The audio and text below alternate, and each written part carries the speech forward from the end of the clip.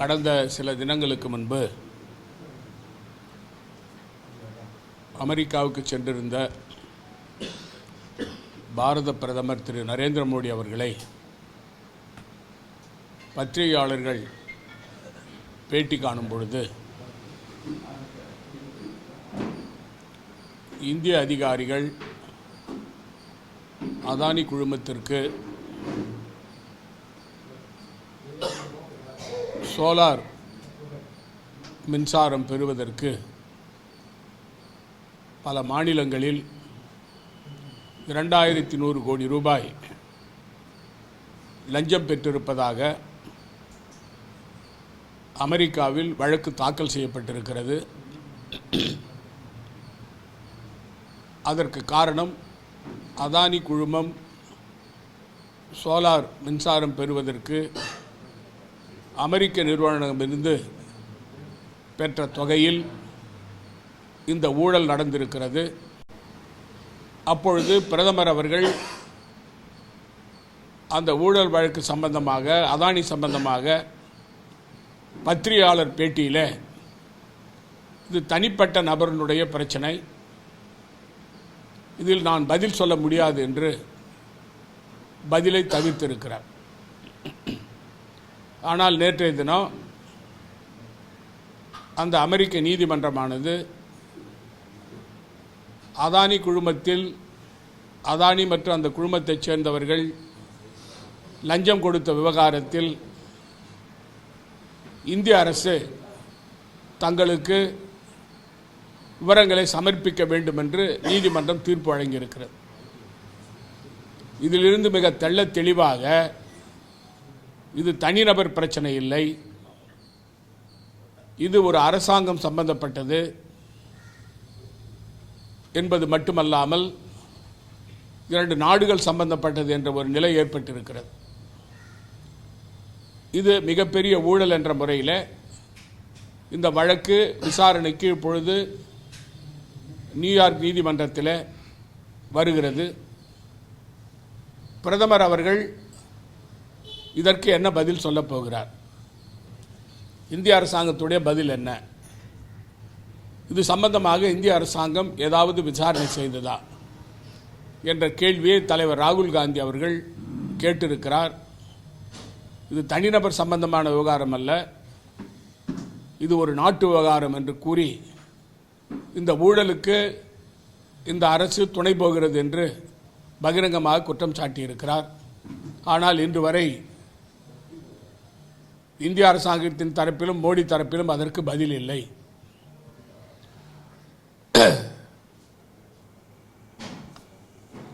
இப்பொழுது மத்திய அரசானது கல்வித்துறை மூலமாக புதிய கல்விக் கொள்கையை கொண்டு வந்து மும்மொழி கொள்கையை திணிப்பதற்கான வேலையை எல்லா மாநிலங்களிலும் செய்து வருகிறார்கள். பல மாநிலங்கள் அந்த கொள்கையை ஏற்றிருக்கிறார்கள், சில மாநிலங்கள் அதை ஏற்கவில்லை. குறிப்பாக புதுச்சேரி மாநிலத்தில் காங்கிரஸ் தலைமையில் ஆட்சி இருந்த சமயத்தில் இந்த புதிய கல்விக் கொள்கையை நடைமுறைப்படுத்துவதற்கு மோடி அரசு அழுத்தம் கொடுத்த சமயத்தில் அப்பொழுது நான் திட்டவட்டமாக இந்த புதிய கல்விக் கொள்கையை நாங்கள் ஏற்றுக்கொள்ள மாட்டோம், எங்களுடைய மாநிலத்துடைய கொள்கை, எங்களுடைய அரசினுடைய கொள்கை இருமொழி கொள்கை, தாய்மொழி தமிழ், அது முதல் மொழி, எங்களுக்கு இணைப்பு மொழி ஆங்கிலம், 3வது மொழி என்று நீங்கள் அதை திணித்தால் நாங்கள் ஏற்றுக்கொள்ள மாட்டோம் என்று மத்திய கல்வித்துறை அமைச்சருக்கு கடிதம் எழுதினோம். கல்வித்துறை அமைச்சர் மாநாட்டில் கூட எங்களுடைய அமைச்சர் திரு கமலக்கண்ணன் அவர்கள் கலந்து கொண்டு பேசும் பொழுது உங்களுடைய புதிய கல்விக் கொள்கை எங்களுக்கு ஏற்றதல்ல, எங்களுக்கென்று தனி கல்விக் கொள்கை இருக்கிறது என்று தெளிவாக கூறி இருமொழிக் கொள்கை என்று அதை அந்த புதிய கல்விக் கொள்கையை நடைமுறைப்படுத்தாமல் நிறுத்தி வைத்திருந்தோம். ஆனால் புதுச்சேரி மாநிலத்தில் இந்த கூட்டணி ஆட்சி வந்த பிறகு நரேந்திர மோடி அரசுக்கு அடிபணிந்து முதலமைச்சரும் கல்வித்துறை அமைச்சரும் அவசரமாக இந்த மும்மொழி கொள்கையை ஏற்று இந்தி திணிப்பை ஆதரித்திருக்கிறார்கள். இது வன்மையாக கண்டிக்கத்தக்கது. அதேபோல சிபிஎஸ்இ பாடத்திட்டத்தை கொண்டு வந்து புதுச்சேரி மாநில அரசு பள்ளி மாணவ மாணவிகளுடைய எதிர்காலத்தையும் கேள்விக்குறியாக்கியிருக்கிறார்கள். சிபிஎஸ்இ பாடத்திட்டத்தில் நம்முடைய அரசு பள்ளி மாணவ மாணவியர்கள் தேர்தல் எழுதுவதற்கு திணறுகிறார்கள். ஒரு பள்ளி மாணவன் தற்கொலை முயற்சிக்கு சென்றிருக்கிறான். தமிழகத்தில் கூட மிகப்பெரிய அநீதியை மோடி அரசாங்கம் மாண்புமிகு முதலமைச்சர் திரு ஸ்டாலின் அவர்கள் தலைமையுள்ள ஆட்சிக்கு செய்து வருகிறது. மும்மொழி கொள்கையை ஏற்காவிட்டால் உங்களுக்கு கல்வி திட்டத்திற்கு கொடுக்கப்படுகின்ற 2152 கோடி ரூபாய் கொடுக்க முடியாது என்று மிக மமதையோடு மத்திய அமைச்சர் திரு தர்மேந்திர பிரதான் அவர்கள் பேசுகிறார். இந்த கல்வி என்பது பொதுப்பட்டியலில் இருக்கிறது. அதாவது மாநிலங்களுக்கும் மத்திய அரசாங்கத்துக்கும் இரண்டும் இணைந்து உள்ள திட்டம் முறை. மாநில அரசு ஏற்றுக்கொண்டால்தான் மத்திய அரசு இந்த கல்வி திட்டத்தை பொறுத்தவரையில் மாற்றங்களை கொண்டு வர முடியும். ஆனால் மோடி அரசாங்கம் வேண்டுமென்றே இந்தி திணிப்பை தமிழகத்திலும் தென் மாநிலங்களிலும் திணிக்க வேண்டும் என்பதற்காக இந்த புதிய கல்விக் கொள்கையை கொண்டு வந்து இதை மறைமுகமாக இந்தியை இந்த நாட்டிலே திணிக்கிறார்கள், தென் மாநிலங்களிலே திணிக்கிறார்கள். தமிழ்நாட்டிலே மக்கள் கொதித்தெழுந்திருக்கிறார்கள். அரசியல் கட்சி தலைவர்களெல்லாம் எதிர்ப்பு தெரிவித்திருக்கிறார்கள். குறிப்பாக இந்த மொழி சம்பந்தமாக மிகப்பெரிய போராட்டம் தமிழ்நாட்டில் வெடிக்கின்ற அளவு நிலையை மோடி அரசாங்கம் உருவாக்கி இருக்கிறது. மாண்புமிகு தமிழ்நாடு முதலமைச்சர் அவர்கள் மிக தெள்ள தெளிவாக எங்களுடைய அரசினுடைய கொள்கை இருமொழிக் கொள்கை, மும்மொழிக் கொள்கையை நாங்கள் ஏற்றுக்கொள்ள மாட்டோம். மத்திய அரசு எங்களுக்கு கொடுக்க வேண்டிய நிதியை, கல்வி திட்டத்திற்கான நிதியை கொடுக்க வேண்டும் என்று கூறியிருக்கிறார். குறிப்பாக மத்திய அரசு, மோடி அரசாங்கம் ஒரு எதேச்சதிகார ஆட்சியை, சர்வாதிகார ஆட்சியை நடத்துவது இதிலிருந்து மிக தெளிவாக தெரிகிறது. தமிழ்நாட்டு மக்களை வஞ்சிக்கிறார்கள். புதுச்சேரி மாநிலத்தை பொறுத்தவரையிலே மோடியிடம் இந்த ஆட்சியாளர்கள், முதலமைச்சர், கல்வி அமைச்சர், இந்த அரசு முழுவதும் மண்டியிட்டு கிடக்கிறது. இவர்கள் புதுச்சேரி மாநில மக்களை பற்றி கவலைப்படவில்லை. தமிழ் மொழியை பற்றி, தமிழ் மொழி வளர்ச்சியை பற்றி இவர்களுக்கு அக்கறை இல்லை. இந்தி திணிப்பதை இவர்கள் ஆதரிக்கிறார்கள். ஆகவே முழுமையாக இது மக்கள் போராட்டமாக வெடிக்கின்ற நிலை உருவாகி இருக்கிறது. தமிழ்நாட்டு மக்கள், புதுச்சேரி மாநில மக்கள் எக்காலத்திலும் மும்மொழிக் கொள்கையை ஏற்றுக்கொள்ள மாட்டார்கள். இருமொழிக் கொள்கை தான் நாங்கள் ஏற்றுக்கொள்ளுகின்ற ஒரு திட்டமாக நாங்கள் வைத்திருக்கிறோம். குறிப்பாக நாங்கள் ஆட்சிக்கு வந்தால் 2026 நாங்கள் ஆட்சிக்கு வந்தால் கண்டிப்பாக புதிய கல்விக் கொள்கையை தூக்கி எறிந்து மாநில கல்விக் கொள்கையை நிறைவேற்றுவோம். புதுச்சேரியில் பாலியல் பலாத்காரம், மாணவிகளுடைய மாணவிகளுக்கு பள்ளிகளிலே பாலியல் தொல்லை, கல்லூரிகளிலே பல்கலைக்கழகங்களிலே தொல்லை, இது போன்ற நிகழ்வுகள் தொடர்ந்து நடந்து வருகின்றன. தவளக்குப்பம் தனியார் பள்ளியில் நடைபெற்ற 6 வயது சிறுமிக்கான பாலியல் தொல்லை மிகப்பெரிய அளவில் பூதகரமாக வெடித்து மக்களே தெருவில் இறங்கி போராட்டம் நடத்தியிருக்கிறார்கள். இந்த ஆட்சியாளர்கள் அதை மூடி மறைக்க முயற்சி செய்தார்கள். பலரை தூண்டிவிட்டு ஆர்ப்பாட்டம் நடத்தினார்கள். அப்படி இருந்தாலும் கூட புதுச்சேரியில் உள்ள அரசியல் கட்சிகள் ஒன்று சேர்ந்து இந்த மாணவி பாலியல் பலாத்கார பிரச்சனையில் அரசு முறையாக விசாரணை நடத்த வேண்டும், பாரபட்சமின்றி விசாரணை நடைபெற வேண்டும். அது மட்டுமல்லாமல் இந்த வழக்கை நாம் சரியான முறையில் கொண்டு செல்ல வேண்டும் என்று சொன்னால் சிபிஐ விசாரணை வைக்க வேண்டும் என்று குரல் எழுந்து கொண்டிருக்கிறது. ஆனால் ஆட்சியாளர்கள் இதுவரை அதற்கு பதில் சொல்லவில்லை. வழக்கு போடாமலேயே அதை திசை திருப்புவதற்கு முயற்சி செய்தார்கள். காவல்துறை அதற்கு உடந்தையாக இருந்திருக்கிறது. இவை ஒட்டுமொத்தமாக விசாரிக்கப்பட வேண்டும். இந்த மாநில அரசு மீது புதுச்சேரி மாநில மக்களுக்கு நம்பிக்கை இல்லை. ஆகவே சிபிஐ விசாரணை மட்டுமல்லாமல் இது போன்ற பாலியல் பலாத்கார தொல்லைகள் பள்ளிகளிலும் கல்லூரிகளிலும் பல்கலைக்கழகங்களில் நடப்பதை தடுத்து நிறுத்துவதற்கு ஒரு விசாரணை கமிஷன் அமைக்க வேண்டும். மாநில அரசு ஓய்வு பெற்ற நீதிபதியினுடைய தலைமையில் விசாரணை கமிஷன் அமைத்து குறிப்பாக தவளக்குப்பம் தனியார் பள்ளியில் நடந்த சம்பவம் சம்பந்தமான விசாரணையை நடத்த வேண்டும். அதே போல பல பள்ளிகளில் இது போன்ற சம்பவங்கள் நடக்காமல் இருப்பதற்கு நடவடிக்கை எடுப்பதற்கு வழிமுறைகளை அந்த விசாரணை குழு அரசுக்கு வழங்க வேண்டும். ஆனால் இந்த அரசு மெத்தனமான அரசு, மக்கள் பிரச்சனைகளை பற்றி கவலைப்படாத அரசு. இவர்கள் குறிப்பாக மக்கள் போராட்டம் நடத்தினால்தான் அசைந்து பார்க்கிறார்களே தவிர மக்களுக்கு பாதுகாப்பு கொடுக்கிற நிலையில் இந்த ஆட்சியாளர்கள் இல்லை. பாரபட்சமின்றி இந்த வழக்கு நடக்க வேண்டும் என்று சொன்னால், இந்த விசாரணை நடக்க வேண்டும் என்று சொன்னால் சிபிஐக்கு அதை மாற்ற வேண்டும்.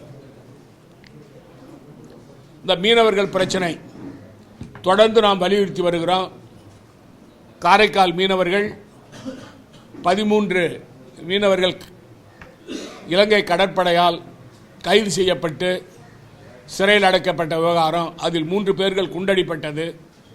ஒரு 23 வயது இளைஞன் காலிலே அடிபட்டு மருத்துவமனையில் மருத்துவம் பார்த்து வருவது சம்பந்தமாக இந்த அரசினுடைய செயல்பாடுகள் திருப்திகரமாக இல்லை.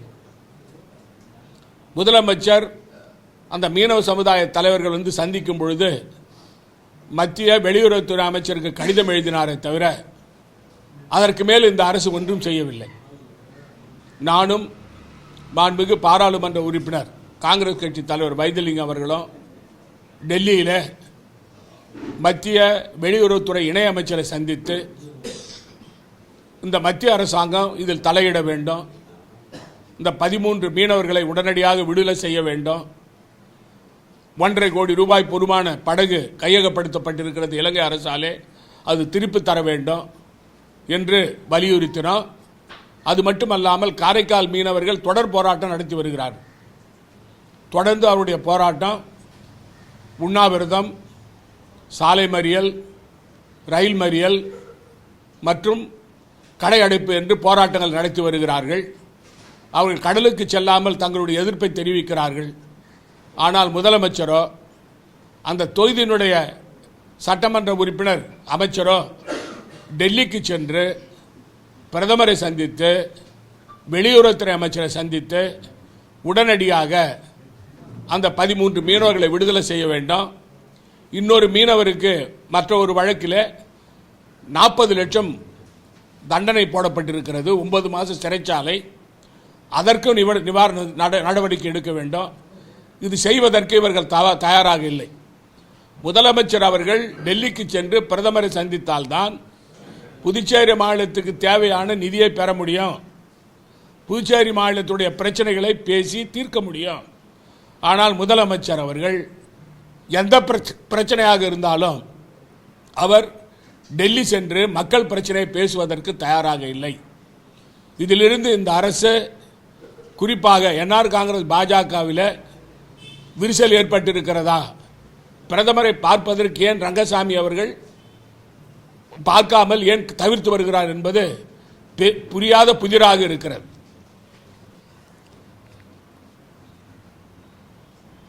இந்த மதுபான தொழிற்சாலை விவகாரத்தில் 8 மதுபான தொழிற்சாலைகள் விவகாரத்தில் புதுச்சேரி மாநிலத்தில் உள்ள அனைத்து அரசியல் கட்சிகளும் பல கட்ட போராட்டங்கள் நடத்தி இருக்கிறார்கள். காங்கிரஸ் கட்சியின் சார்பில் நாங்கள் மாண்புமிகு துணைநிலை ஆளுநர் கைலாஷ்நாதன் அவர்களை சந்தித்து மனு கொடுத்து இந்த மதுபான தொழிற்சாலை கொடுக்கக்கூடாது, இதில் மிகப்பெரிய ஊழல் நடந்திருக்கிறது, சுற்றுப்புற சூழல் பாதிக்கும், குடிதண்ணீர் பிரச்சனை மக்களுக்கு ஏற்படும் என்று தெரிவித்தது மட்டுமல்லாமல் இந்த ஊழல் சம்பந்தமாக விசாரணை வைக்க வேண்டும் என்று வலியுறுத்தினோம். ஆனால் துணைநிலை ஆளுநரிடமிருந்து இதுவரை எங்களுக்கு எந்த பதிலும் வரவில்லை. ஆகவே இந்த மதுபான தொழிற்சாலை சம்பந்தமாக எங்களுடைய தொடர் போராட்டம் தொடர்ந்து நடைபெறும். ஒரு புதிய மதுபான தொழிற்சாலையும் புதுச்சேரி மாநிலத்தில் வருவதற்கு நாங்கள் காங்கிரஸ் கட்சி ஏற்றுக்கொள்ளாது, எதிர்த்து போராடுவோம். நம்முடைய புதுச்சேரி மாநில அரசுக்கு மத்தியில் உள்ள மோடி அரசாங்கம் எந்த அளவிற்கு துரோகம் செய்கிறது என்பது பேரிடர் நிதி ஒதுக்கீட்டிலிருந்து தெளிவாக தெரிகிறது. பேரிடர் நீக்கு துறைக்கு இப்பொழுது மத்திய அரசாங்கம் ஒரு அறிவிப்பு வெளியிட்டது. அந்த அறிவிப்பில் பெஞ்சால் புயலால் பாதிக்கப்பட்டு புதுச்சேரி மாநிலத்தில் வரலாறு காணாத அளவில் புதுச்சேரியில் காரைக்கால் பகுதிகளில் 54 சென்டிமீட்டர் மழை 2 நாட்களில் பெய்து புதுச்சேரி முழுவதும் வெள்ளக்காடாகியது, விளைநிலங்கள் பாதிக்கப்பட்டன, வீடுகள் எல்லாம் தண்ணீரில் மூழ்கின, விவசாயிகள் மட்டுமல்ல மீனவ சமுதாயத்தைச் சேர்ந்தவர்கள் பாதிக்கப்பட்டார்கள். முதலமைச்சர் நிவாரணம் அறிவித்தார். ஆனால் மீனவர்களுக்கு நிவாரணம் இதுவரை கொடுக்கப்படவில்லை. மத்திய அரசிடமிருந்து இதுவரை ஒரு பைசா கூட மோடி அரசாங்கம் கொடுக்கவில்லை. ஆனால் 59 கோடி ரூபாய் ஒதுக்கியதாக ஒரு தகவல் வருகிறது. அது எந்த அளவிற்கு உண்மை என்று தெரியவில்லை. ஆனால் பேரிடர் நிதிக்காக ஆந்திர மாநிலத்திற்கு நிதி வழங்கப்பட்டிருக்கிறது, அதேபோல குஜராத்துக்கு நிதி வழங்கப்பட்டிருக்கிறது, மத்திய பிரதேசத்துக்கு வழங்கப்பட்டிருக்கிறது. புதுச்சேரி மாநிலம், தமிழகம் 2 மாநிலங்களும் புறக்கணிக்கப்பட்டிருக்கின்றன. மோடி ஆட்சியில் மோடியினுடைய பிரதிநிதி இங்கே இருக்கிறார்கள். பிஜேபி கூட்டணி ஆட்சி, என்ஆர் காங்கிரஸோடு கூட்டணியில் அவருடைய கட்சி இருக்கிறது. இந்த சூழ்நிலையில் இரட்டை எஞ்சின் ஆட்சி என்று சொன்ன மோடி இந்த புதுச்சேரி மாநிலத்தில், இந்த கூட்டணி ஆட்சி உள்ள மாநிலத்திலேயே புதுச்சேரி மாநிலத்தை புறக்கணிக்கிறார். ஏன் நிவாரணம் வழங்கப்படவில்லை? பேரிடர் நிவாரணம் வழங்கப்படவில்லை. இந்த பாதிப்பு இதுவரை வரலாறு காணாத பாதிப்பு புதுச்சேரி மாநிலத்தில் மக்களுக்கு ஏற்பட்டிருக்கிறது. அதை நிவர்த்தி செய்வதற்கான நடவடிக்கை இவர்கள் எடுக்கவில்லை. இந்த ஓய்வூதியக்காரர்களுக்கு ஓய்வூதியம் பெறுகின்ற சுமார் 40,000 அரசு ஊழியர்கள் இருக்கிறார்கள் புதுச்சேரி மாநிலத்தில். அவர்களுக்கு மருத்துவ படி ஒவ்வொரு மாதமும் 1000 ரூபாய் கொடுக்கப்படும். இது அவர்கள் மருத்துவம் செய்து கொள்வதற்காக, மருந்து வாங்குவதற்காக தொடர்ந்து பல ஆண்டுகளாக காங்கிரஸ் ஆட்சி காலத்தில் கொடுக்கப்பட்டு வந்தது. அது திடீரென்று இப்பொழுது நிறுத்தப்படுகிறது. அதற்கு காரணம், நீங்கள் ஆயுஷ்மான் பாரத் திட்டத்தில் இருக்கிறீர்கள், ஆகவே இந்த பணம் உங்களுக்கு கொடுக்க முடியாது என்று அதை தடுத்து நிறுத்துகிறார்கள். ஆயுஷ்மான் பாரத் திட்டம் என்பது அவர்களுக்கு இருதய நோய் இருந்தால் அல்லது கேன்சர் இருந்தால், அவர்களுக்கு பெரிய பாதிப்பு ஏற்பட்டால் அதற்கு நிதி கொடுப்பது தான் ஆயுஷ்மான் பாரத் திட்டம். ஆனால் தினம் தினம் இருக்கின்ற உபாதைகளை, நோய்களை, அதற்கு தேவையான மருந்தை இவர்கள் வாங்குவதற்கு இந்த 1000 ரூபாய் திட்டம் அவர்கள் பெரிய அளவில் இந்த ஓய்வூதியை சேர்ந்தவர்களுக்கு பயன்படும். அதை நிறுத்துவது என்பது ஏற்றுக்கொள்ள முடியாத ஒன்று. நேற்றைய தினம் கூட அந்த ஓய்வூதிய அமைப்பைச் சேர்ந்தவர்கள், அந்த அமைப்பினர் மிகப்பெரிய போராட்டம் நடத்தியிருக்கிறார்கள். அவர்களுக்கு கொடுக்கப்பட்டுள்ள அந்த ஓய்வூதியத்தை நிறுத்தாமல் தொடர்ந்து மாநில அரசு அவர்களுக்கு கொடுக்க வேண்டும் என்று கேட்டுக்கொள்கிறேன். அது மட்டுமல்லாமல் கல்விக்கடன், பிற்படுத்தப்பட்டவருக்கு கல்விக்கடன், முதலமைச்சர் ரங்கசாமி அவர்கள் தன்னுடைய தேர்தல் அறிக்கையில் சட்டமன்றத்தில் பேசும்பொழுது கூட பிற்படுத்தப்பட்ட சமுதாயத்தைச் சேர்ந்தவர்கள், தாழ்த்தப்பட்ட சமுதாயத்தைச் சேர்ந்தவர்களுடைய கல்வி கடன் முழுவதும் நான் ரத்து செய்வோம் என்று அவர் வாக்குறுதி அளித்தார்.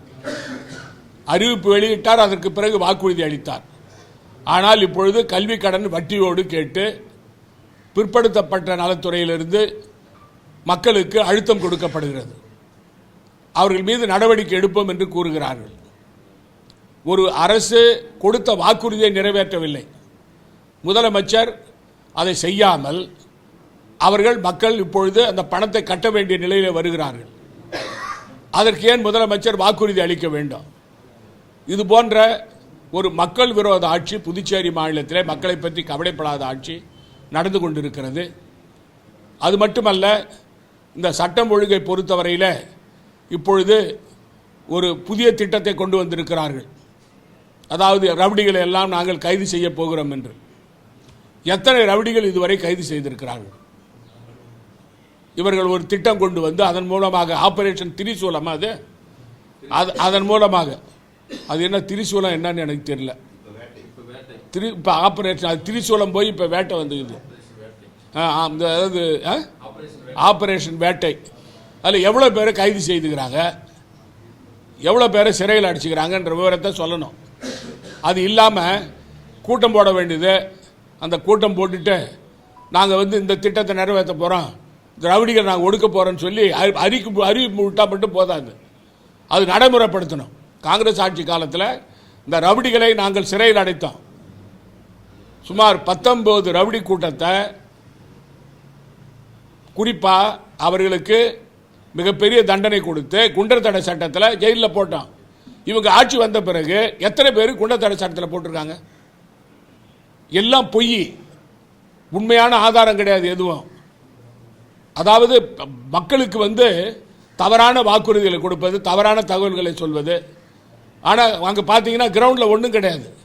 ரவுடிகள் தாராளமாக உலகி வரான். இப்போ நடந்தது பாருங்கள், அந்த ரெயின்போ நகர் கொலை என்பது மிகப்பெரிய அப்பட்டமான பட்டப்பகல் நடந்திருக்கிற மிகப்பெரிய கொலை. அதாவது துன்புறுத்தி கொலை செய்திருக்காங்க. இது போன்ற சம்பவங்களை இந்த அரசு வேடிக்கை பார்த்து கொண்டிருக்கிறது. காவல்துறை முனைந்து செயல்பட வேண்டும். காவல்துறையை நான் குறை சொல்ல மாட்டேன். ஆனால் காவல்துறை செயல்பட விடாமல் அவருடைய கைகளை கட்டி போட்டிருக்கிறார்கள் இந்த ஆட்சியாளர்கள். முதலமைச்சரும் உள்துறை அமைச்சரும் அவர்களை செயல்பட விடாமல் தலையீடு வைத்து ஏதாவது என் சொத்தை அபகரிச்சான ஒருத்தர் சொல்லி புகார் கொடுத்தா அதை நிறுத்த சொல்லி தொலைபேசியில் பேசுறது. அவனை அந்த குற்றவாளியை காபந்து பண்ணுற வேலையை இவங்க செய்கிறாங்க. இதனால் காவல்துறை கை கட்டப்பட்டிருக்கிறது. அதனால் அவர்கள் செயல்பட முடியவில்லை. காவல்துறை சுதந்திரமாக செயல்பட்டால் கண்டிப்பாக புதுச்சேரி மாநிலத்தில் சட்டம் ஒழுங்கை கட்டுக்குள் வைத்திருப்பார்கள். இது முதலமைச்சருடைய தலையீடு, உள்துறை அமைச்சருடைய தலையீட்டால் தான் புதுச்சேரி மாநிலத்தில் சட்டம் ஒழுங்கு சீர்குலைந்திருக்கிறது என்பதை நான் தெரிவித்துக் கொள்கிறேன்.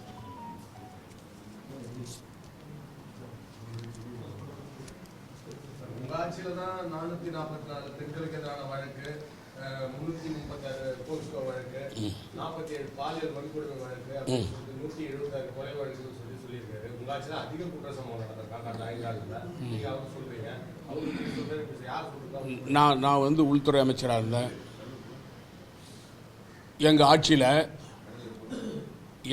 நான் ஆட்சியில் 446 பாலியல் பலாத்கார வழக்கு இருந்தா, அல்லது பெண்களுக்கு எதிரான வழக்கு இருந்தா, அல்லது பெண்கள் கற்பழிப்பு வழக்கு இருந்தா, அப்பொழுது துணைநிலை ஆளுநராக இருந்த கிரண்பேடி அம்மையார், அந்த அம்மா காவல்துறை அதிகாரி, அந்த அம்மா விட்டு வைக்குமா? நான் கேட்குறேன் உங்களை.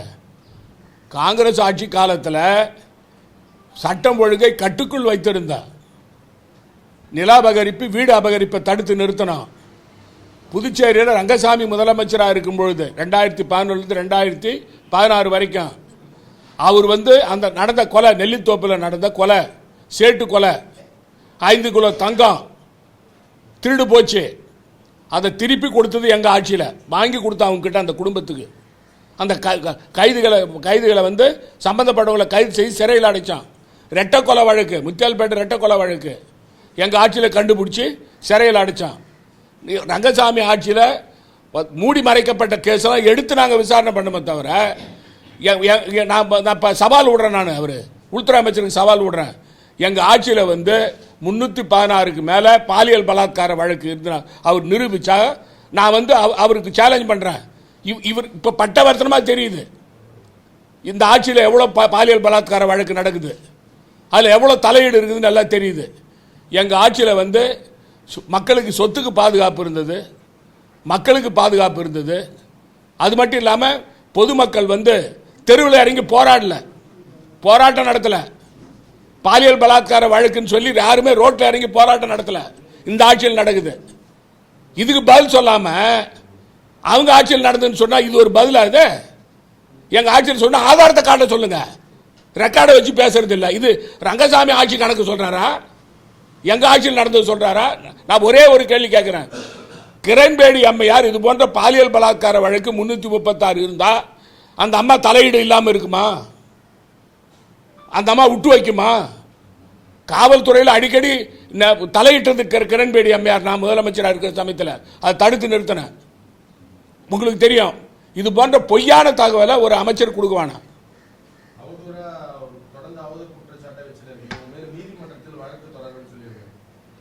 அவர் எப்போ நீதிமன்றம் போய் வழக்கு போட போறான்னு தான் நான் பார்த்துன்னுக்கிறேன். அவர் நீதிமன்றம் போய் வழக்கு போட்டான், அப்புறம் புற்றீசல் மாதிரி எல்லாம் கிளம்பி வந்துடும் வெளியில்.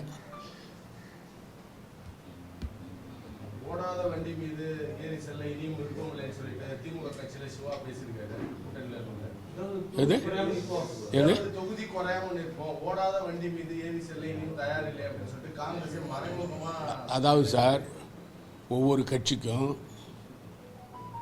ஒரு தனி கொள்கை இருக்கு. அந்த கட்சிகள் முடிவு பண்ணி தேர்தலில் நிற்பாங்க. கூட்டணியா இல்லையான்றத எங்களை பொறுத்த வரைக்கும் எங்கள் கட்சி தலைமை தான் முடிவு பண்ணும். நாங்கள் இப்போ இந்தியா கூட்டணியில் இருக்கிறோம். தமிழ்நாட்டில் மாண்புமிகு முதலமைச்சர் திரு ஸ்டாலின் அவர்கள், திராவிட முன்னேற்ற கழகத்துடைய தலைவர் அவருடைய தலைமையில் இந்தியா கூட்டணி இருக்குது.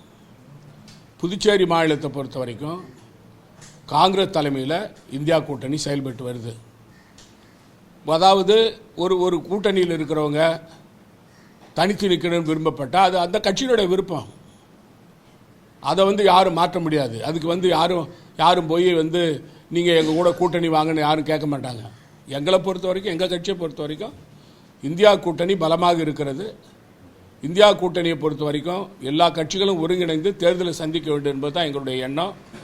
எங்களுடைய கட்சி தலைமைக்கு இதை நாங்கள் அறிவிப்போம். எங்கள் கட்சி தலைமை என்ன முடிவு கொடுக்குறாங்களோ அந்த முடிவுக்கு நாங்கள் கட்டுப்படுவோம். எது ஓடாத வண்டின்னு சொன்னார்? அதான் எது ஓடாத வண்டின்னு சொன்னார்? காங்கிரஸ் பேரை சொன்னார். அவர் மறைமுகமாக சொன்னார். நான் சொல்றது கேளுங்க சார். சரி, காங்கிரஸ் ஓடுற வண்டியா ஓடாத வண்டியான்னு சொல்லி 2026 பார்க்கலாம்.